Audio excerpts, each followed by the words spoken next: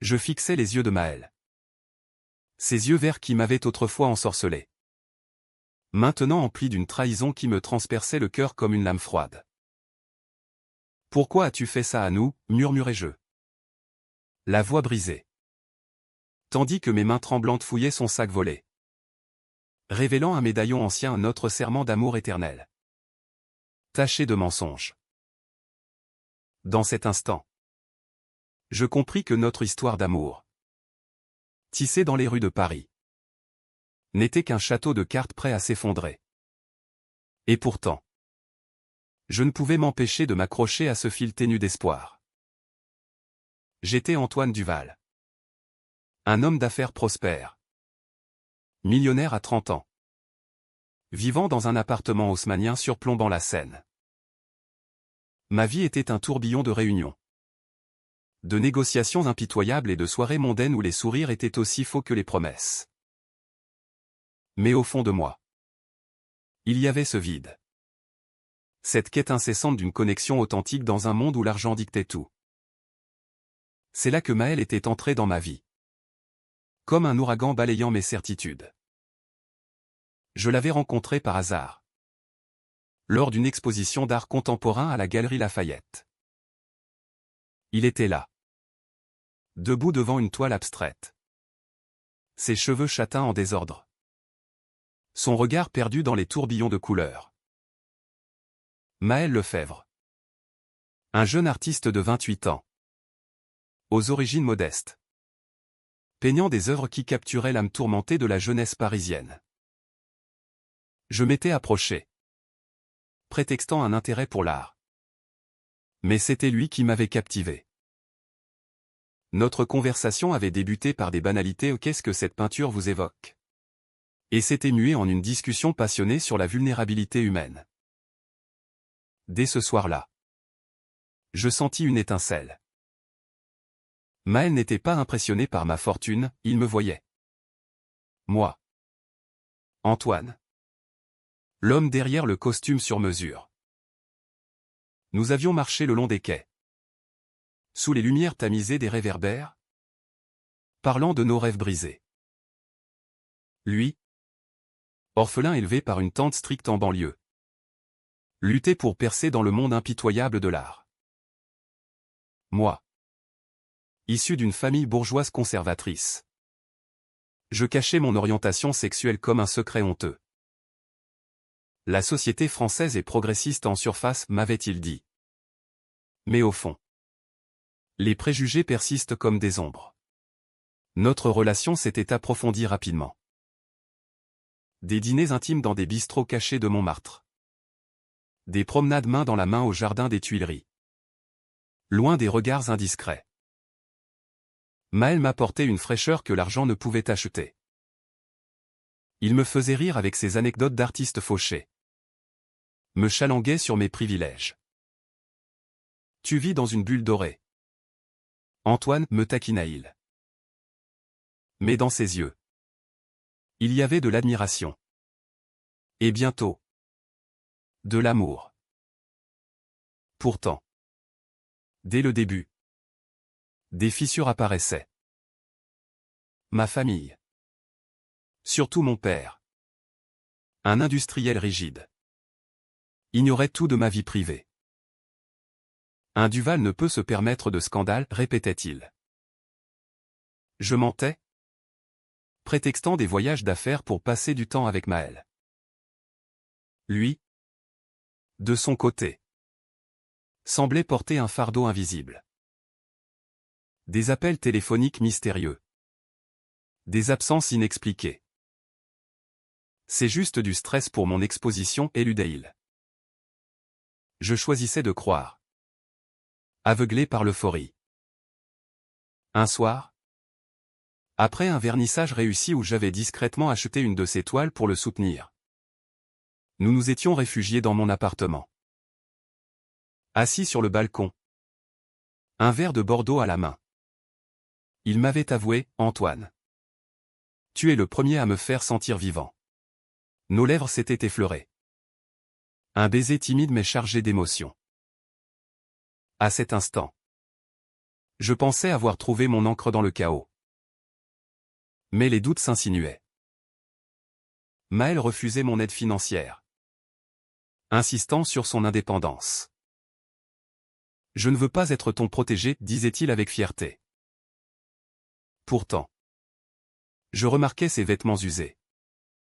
Son atelier exigu dans le marais. Je me questionnais, étais-je en train d'acheter son affection? Non. Me convainquais-je? C'était réel. Nos nuits étaient remplies de confessions chuchotées. De rires étouffés. Imagine-nous. Libres. Sans masque, rêvais-je à voix haute. Puis vint le premier conflit. Lors d'un dîner avec des amis huppés. J'avais évité de le présenter comme mon compagnon, le qualifiant d'un artiste talentueux. Son regard s'était assombri. Tu as honte de moi, m'avait-il accusé plus tard. Les larmes aux yeux. Non. C'est compliqué, balbutiai-je, invoquant la pression familiale.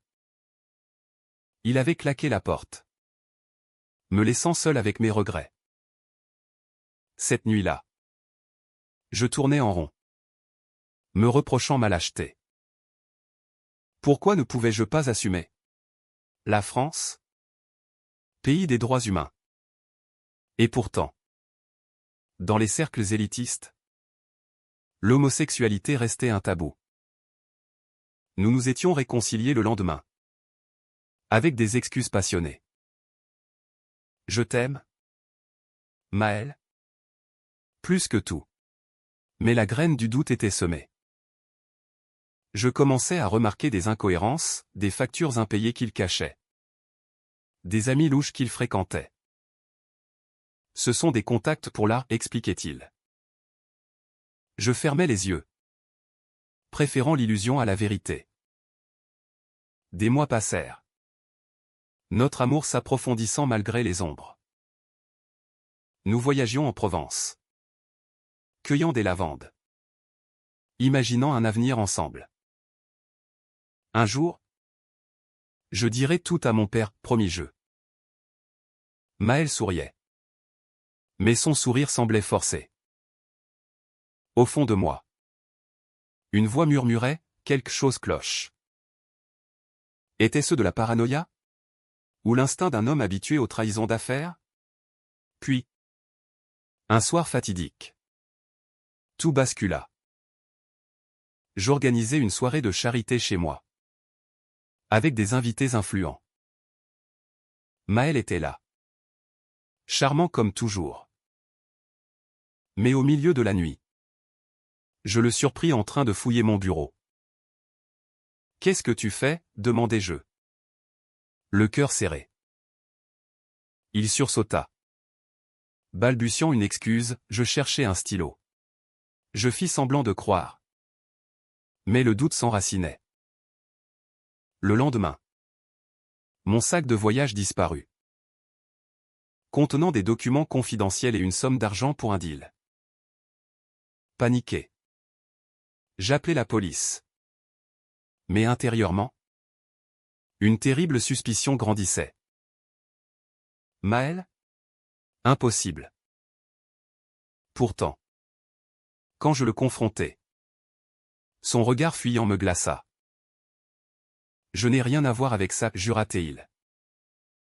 Mais ses mains tremblaient. Je décidai de le suivre discrètement. Dans les rues animées de Paris, je le vis entrer dans un café louche à Pigalle.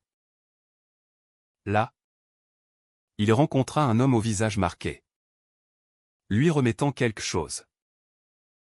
Mon cœur se brisa. Était-ce de la jalousie? Ou la preuve d'une trahison? Ce soir-là, je l'affrontai. Dis-moi la vérité. Maël, criai-je. Il s'effondra. Avouant partiellement, j'ai des dettes. Antoine. Des prêts pour mon article. Mais il nia le vol. Nous nous disputâmes violemment. Des mots durs fusant comme des poignards. Tu me prends pour un idiot, hurlai-je. Il partit en claquant la porte, me laissant ravager. Seul. Je ruminais. Était-ce la fin? Non. Me disais-je. Il y a plus. Je devais découvrir la vérité. C'est alors que je reçus un appel anonyme, votre sac est à la gare du Nord. Je m'y précipitai. Le cœur battant. Là. Dans un casier. Je trouvai non pas mon sac, mais celui d'un inconnu ou plutôt celui de Maël. Reconnaissable à son étiquette usée. Comment? Mystère. Tremblant. Je l'ouvris. Des vêtements?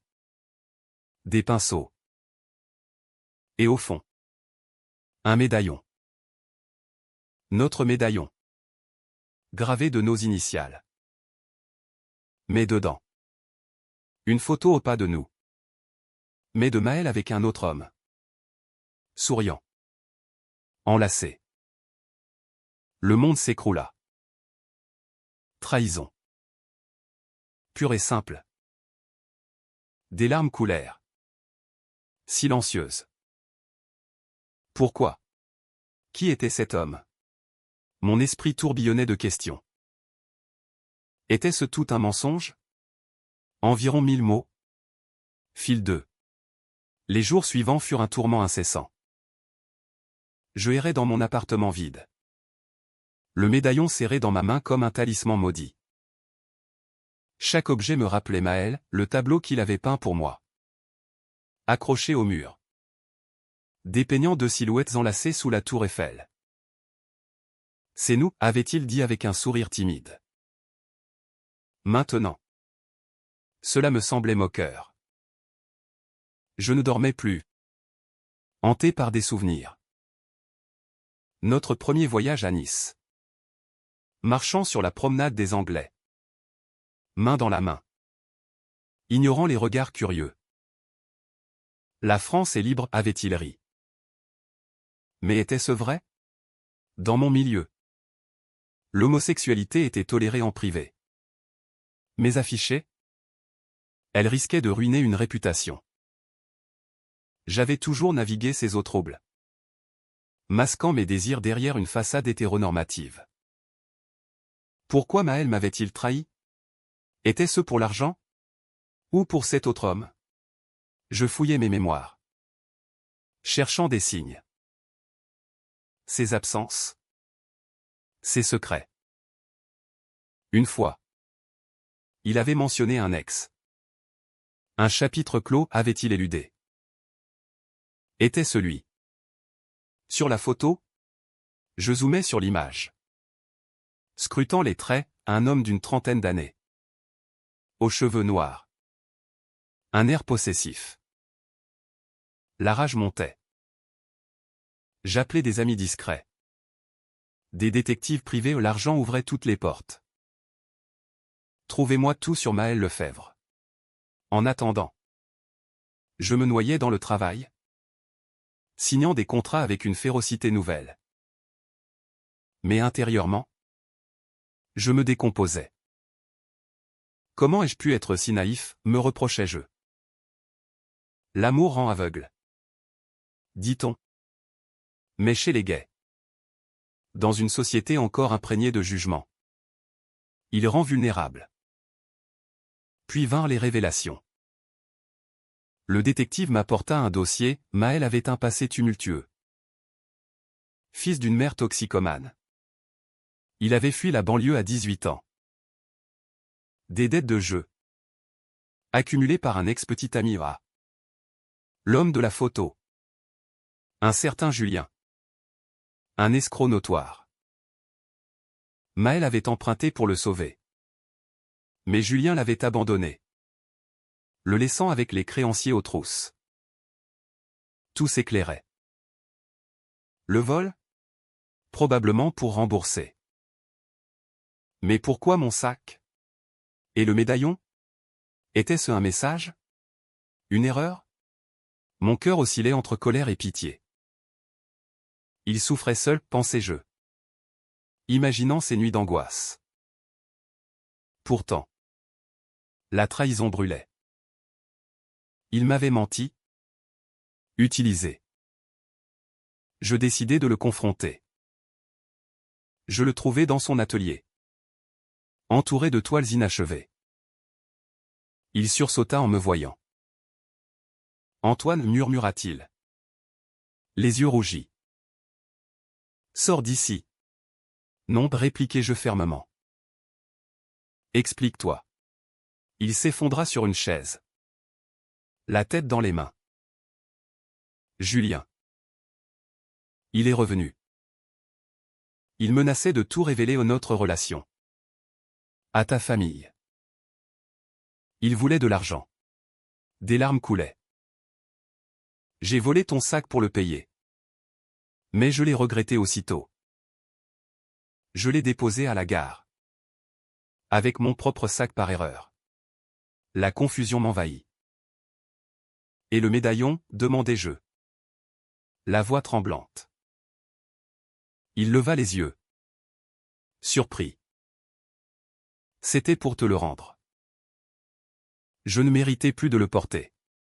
Un silence pesant s'installa. Je sentais la fureur se mêler à l'empathie. Tu aurais dû me dire, murmurai-je. Je t'aurais aidé. Il secoua la tête. Je ne voulais pas être un fardeau. Tu as déjà tant à cacher. Nous parlâmes des heures. Déversant nos vérités. Ma peur du rejet familial. Sa honte de son passé. Dans ce pays, être gay est une liberté relative, admit-il. Pour les riches comme toi. C'est un choix, pour moi. C'est une survie. Ces mots me poignardaient.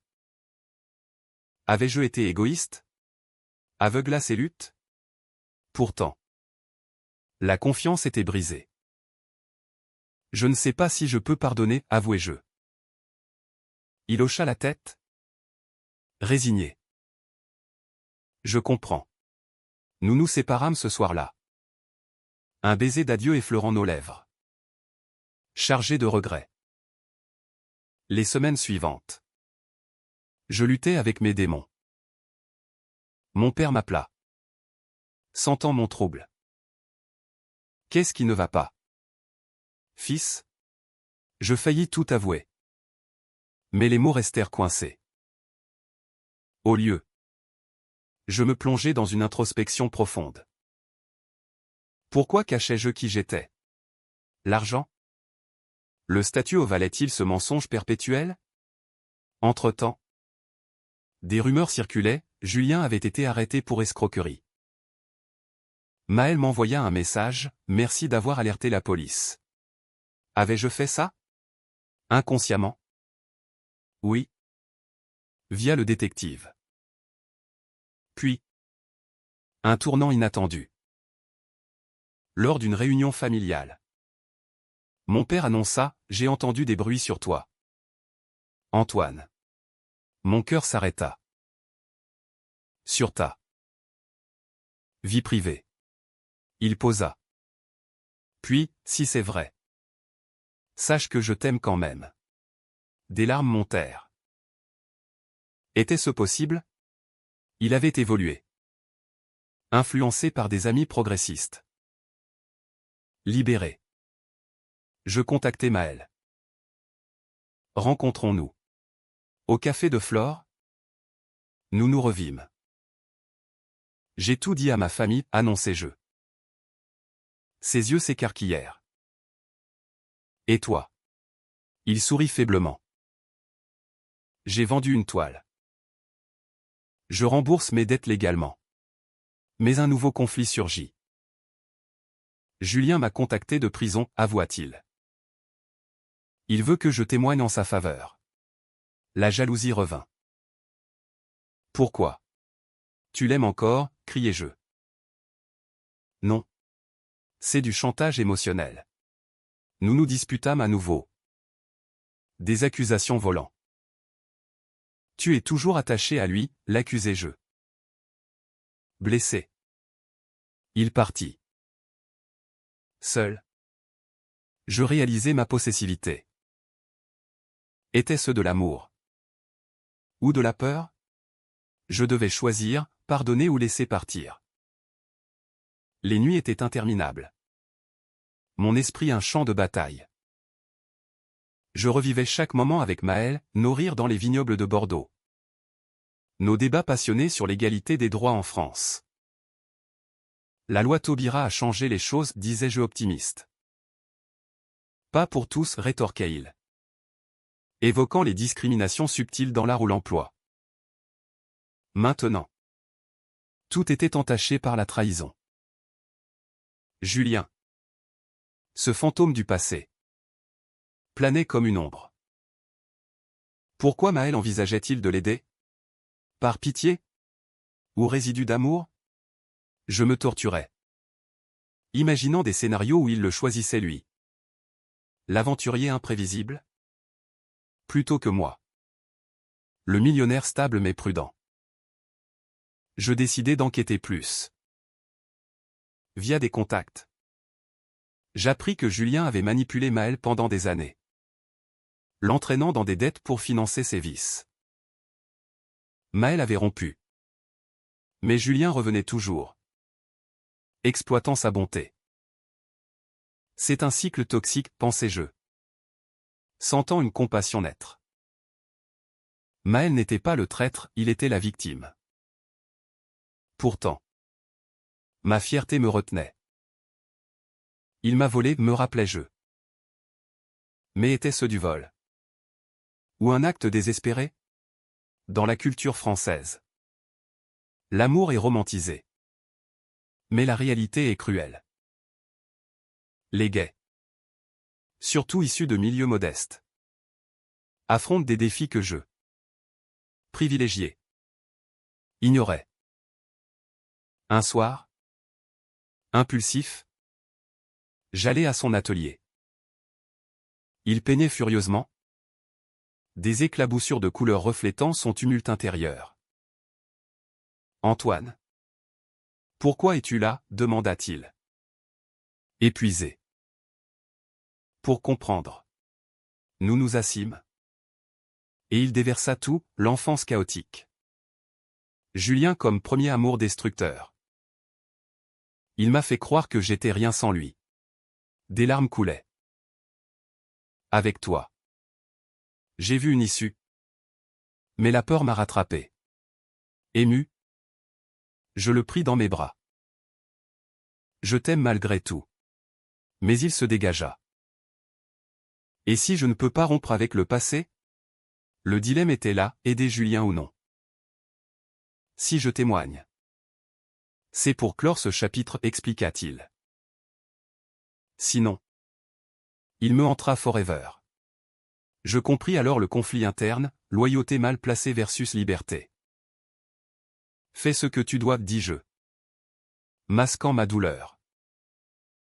Mais intérieurement, je bouillonnais. Était-ce une excuse pour le revoir? Les jours suivants. La tension monta. Maëlle disparut. Ne répondant plus. Paniqué. Je le cherchais partout, galerie. Café. Enfin. À la prison. Je appris qu'il avait visité Julien.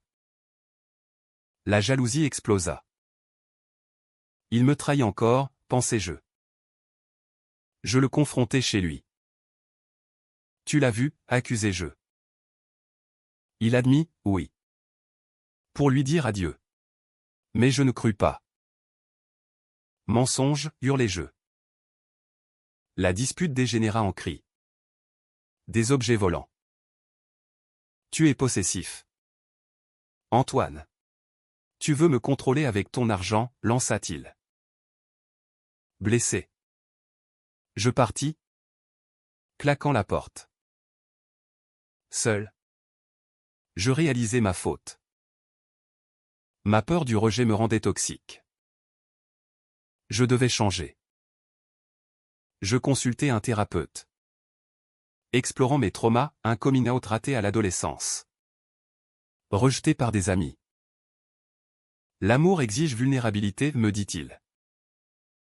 Pendant ce temps, Maël luttait. Via un ami commun, j'appris qu'il refusait de témoigner, choisissant la liberté. Mais Julien, furieux, avait diffusé des rumeurs sur nous aux photos volées. Allégation. Soudain, ma famille apprit tout. Mon père appela, c'est vrai? Tremblant. J'avouai. À ma surprise, il dit, viens dîner. Amène Maël si tu veux. Ébranlé. Je contactai Maël. Rencontrons-nous au Pont des Arts. Là, sous les cadenas d'amour rouillés, nous nous revîmes. Julien a tout révélé, dis-je. Il pâlit. Je suis désolé. Mais je souris, mon père accepte. Pour la première fois. L'espoir lui. Nous nous embrassâmes. Timidement. Pouvons-nous recommencer, murmura-t-il. Oui. Mais avec honnêteté. Pourtant. Un twist surgit. Une lettre anonyme arriva, Maël n'est pas qui il prétend. Intrigué. J'enquêtai. Horreur, Maël avait un frère jumeau. Impliqué dans des fraudes avec Julien. Était-ce une confusion? Ou un secret plus sombre? Confrontation finale. Dis-moi tout, exigeai-je. Il s'effondra, mon frère. Éric est le vrai coupable des dettes. J'ai couvert pour lui. La révélation me stupéfia.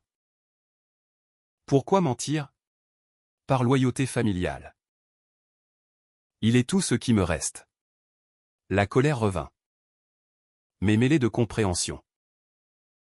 En France, la famille est sacrée. Même dysfonctionnelle. Tu as risqué nous pour lui? Oui. Et je le regrette. Nous étions à un carrefour, pardonner cette ultime trahison. Où partir? Mon cœur saignait. Mais l'amour persistait. Le choc de la révélation sur Éric, le frère jumeau de Maël, me laissa sans voix. Comment avait-il pu cacher ça? Éric est toxicomane. Comme ma mère, expliqua Maël. La voix brisée. Julien l'a entraîné plus bas. J'ai payé ses dettes en mon nom pour le protéger. Des larmes coulaient. Je ne voulais pas t'impliquer dans ce chaos. Je me sentais trahi à nouveau. Mais cette fois, c'était différent. Pas de la malveillance, mais du sacrifice. Tu portes le monde sur tes épaules, murmurai-je. Il hocha la tête. Dans ma famille, on ne lâche pas les siens. Nous passâmes la nuit à parler, dénouant les fils emmêlés.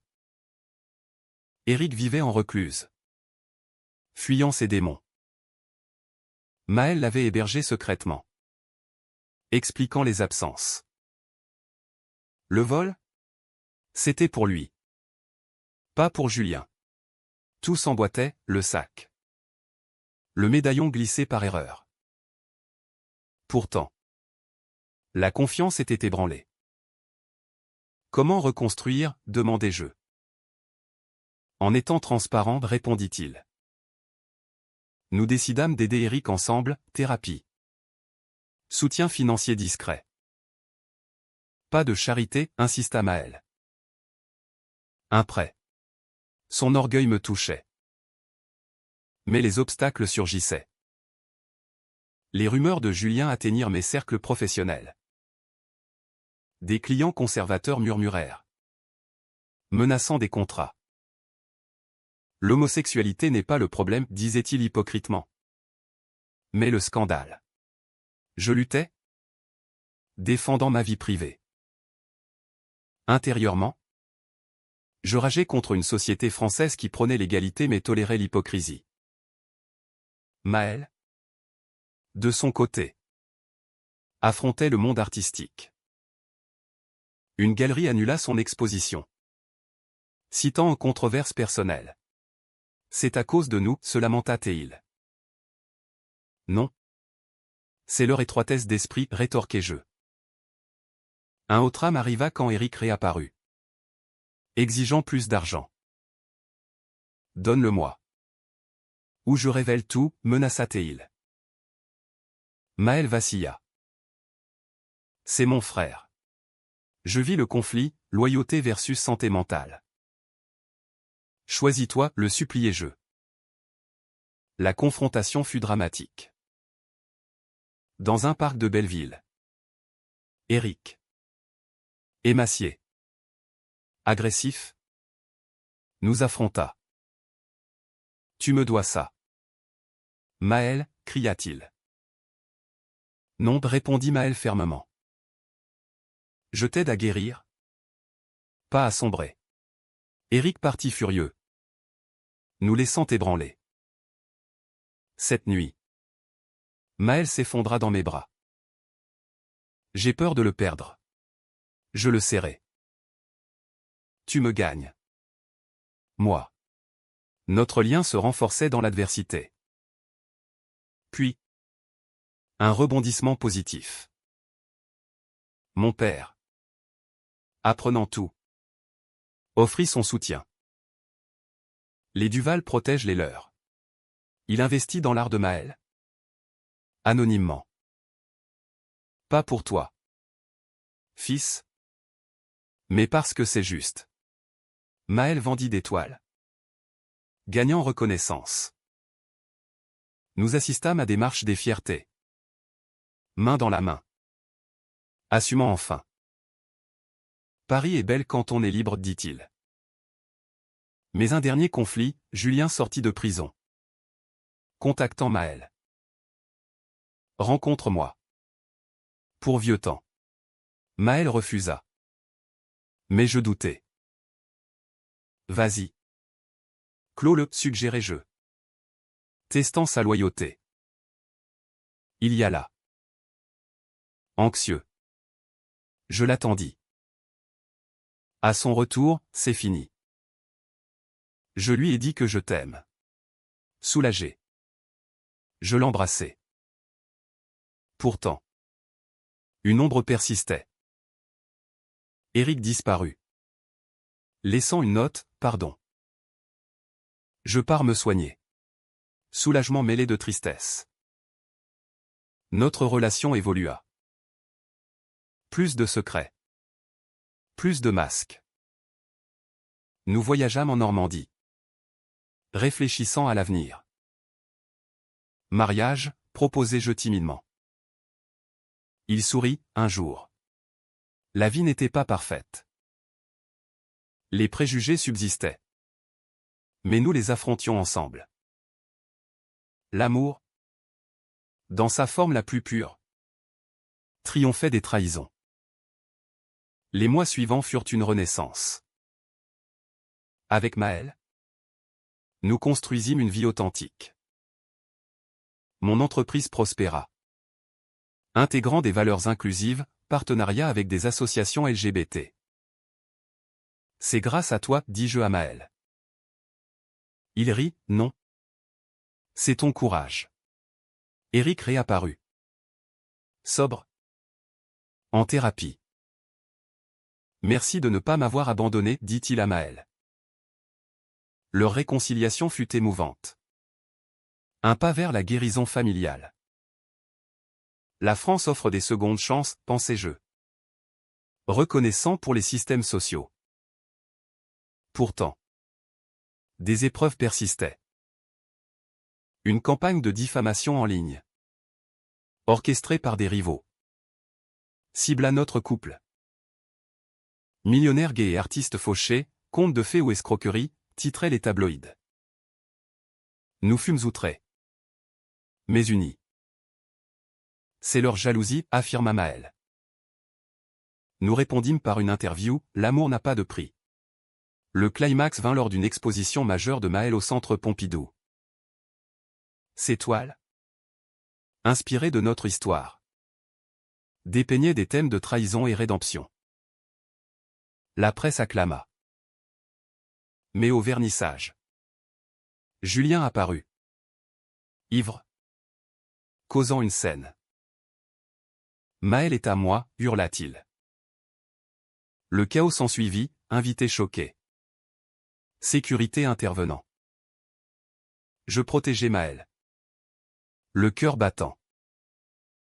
Sors, ordonnai-je à Julien. Il fut escorté dehors. Mais pas avant de lancer, tu regretteras. Tremblant. Nous rentrâmes. C'est fini, demanda Maël. Oui, assurai-je. La police arrêta Julien pour harcèlement. Enfin. Paix. Notre conclusion fut humaine. Pas idyllique. Nous nous mariâmes discrètement à la mairie de Paris.